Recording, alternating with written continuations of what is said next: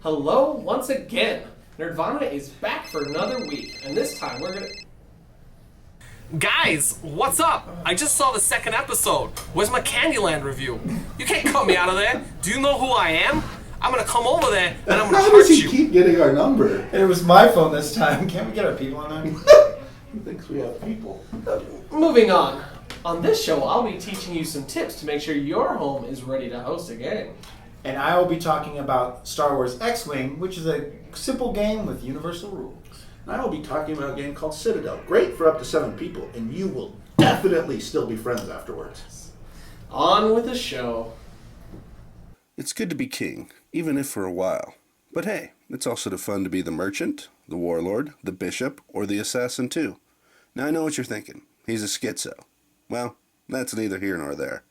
But anyways, I'm talking about a game that will allow you to take on different roles in a hierarchy to complete the best district possible. So let's pull up a cement block and set the television to the Bob Vila channel, because it's time to build a district. But hey, stay away from 9 crazy bug creatures.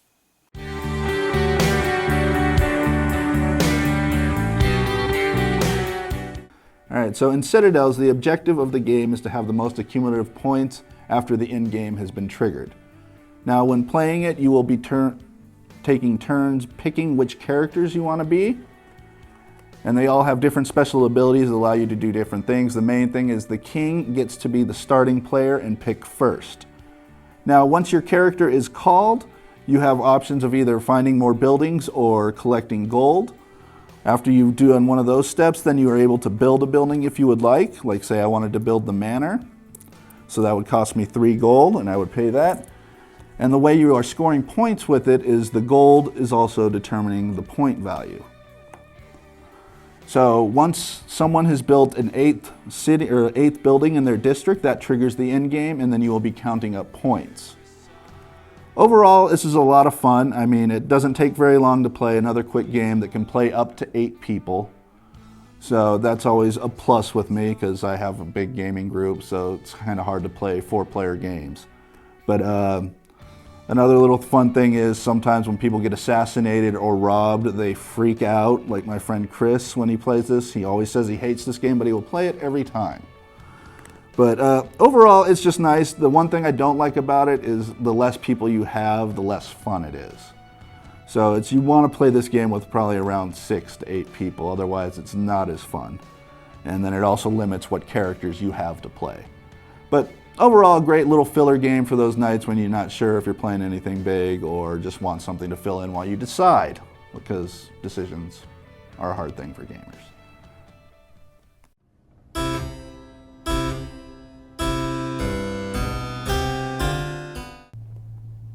Oh, salutations again, gracious viewer. Thank you for joining me once more in my humble little corner devoted to etiquette and enlightenment. Today I'll be giving you well-meaning but socially inadequate few some tips on how to make sure your domicile is gamer ready. They say a man's home is his castle, but in many gamers' lives it's closer to a dungeon. Certainly they tend to be underground, usually in a parent's basement. And that is fitting for a lot of gamers because they're very dwarf-like in appearance. Usually they have neckbeards and a large beer belly. Also because they keep the eating habits of a hobbit, with their orange-stained fingers a testament to their diet. But we here aim to change that, sweeping the breadcrumbs of your inadequacy under the carpet of faux decency. If you want to hide your slovenly ways from your friends, at least on game night, here are a few tips you should try. Pick up around the place. Try and have the last 2 weeks of dirty dishes at least mostly put in your sink. Socks, undergarments, and discarded fast food uniforms should be put in a hamper if they don't need to be burned. Make sure that you have the room necessary. Let's not kid ourselves. Gamers take up more room than most people. Ensure that you have the table space for a character sheet, a couple of sodas, 3 slices of pizza, licorice, chocolate, and a few bags of cookies. This is a bare minimum figure, and your results may vary. It is preferred to have chairs that match, but that's not always possible on a limited budget. at least try to have chairs that are roughly the same height. Sitting on beanbags hasn't been cool since the 70s. Also, have you ever watched a 300-pound man get out of one? It could scar you for life, and I'm not even going to mention the sweat involved. Airflow is very important. I cannot stress how vital it is to have a moving air supply. The lack of beans on my previous list of acceptable foods for gaming was quite deliberate. As Chris might say, swamp cooler, swamp ass. These are all useful ideas for your guy gamer buddies. However, if a female of the species deigns to visit your den of awkwardness, you may want to take farther steps. For instance, taking down the Black Widow poster or pushing the Red Sonja comics underneath your futon. And remember, a paisley scarf can be tastefully draped over your number 57 limited edition Princess Leia slave costume lamp. I hope that this segment has helped you in some small way. And remember, if you do anticipate your gaming group coming to your home anytime soon, crack a window and follow these tips. You're sure to be the belle of the ball. Thank you, and have an excellent game.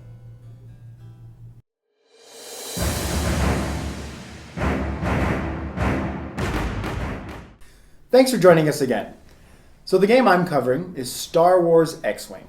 It's a really cool game. Comes out through Fantasy Flight. First thing I'm going to cover is it's a painted miniature. Everyone knows how much I love painted miniatures.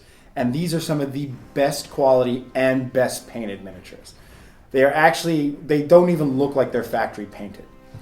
The second thing is the rules are really easy to learn. They're out there. The system's very similar to some of the other games. And so it's really easy to pick up.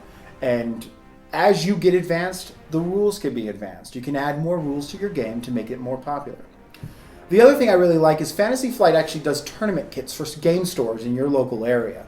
And if you should win one of these, you get these really cool medals. As you can see, this one's with Darth Vader. It's the winter one for 2014. That's amazing in itself, that the company itself is putting stuff into the game. The bad thing for me is it's Star Wars. I mean, I'm not a big Star Wars geek, but the rules in the game itself takes it away from that, and that's why I'm giving it a D10. I really liked playing it, and I will still play it. I just don't think it's the best game as far as I'm concerned. You guys your opinions will vary and will be different from mine, especially you fanboys out there. But that's what I think. I think a D10's for this game. Have a good day.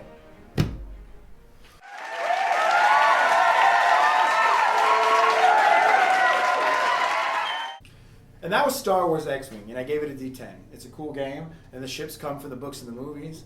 Problem is the rules are not that original, and the scenarios aren't really replayable. But you do get to fly the Millennium Falcon, which is awesome!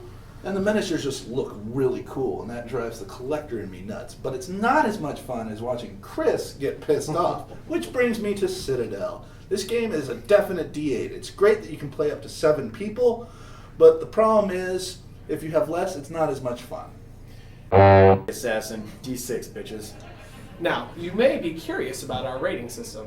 You've probably noticed by now it is based off the die types of a popular role-playing game. Or maybe you haven't. Maybe you only watch this show when you're drunk. I know that's how I record it.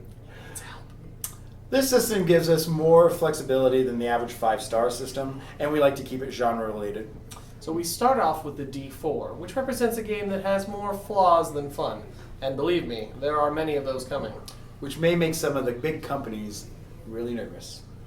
Next is the humble D6, or the workhorse of the gaming world, which for once won't get that much use. The next 3 are the D8, the D10, and the D12, which range from below average to fairly good. You can expect to see those quite often. And the D20 is the honeypot. This is a game that you'll be able to play with your friends a lot and keep them playing it over and over again. And few of those will be reached every week. Unless you're being reviewed by Chris, in which case you'll get a D20 automatically. Gives them out like the candy. So, now that you know the system, you can be ready for the rest of the season, where you will see them all. But until then, transcendence through gaming, my friends.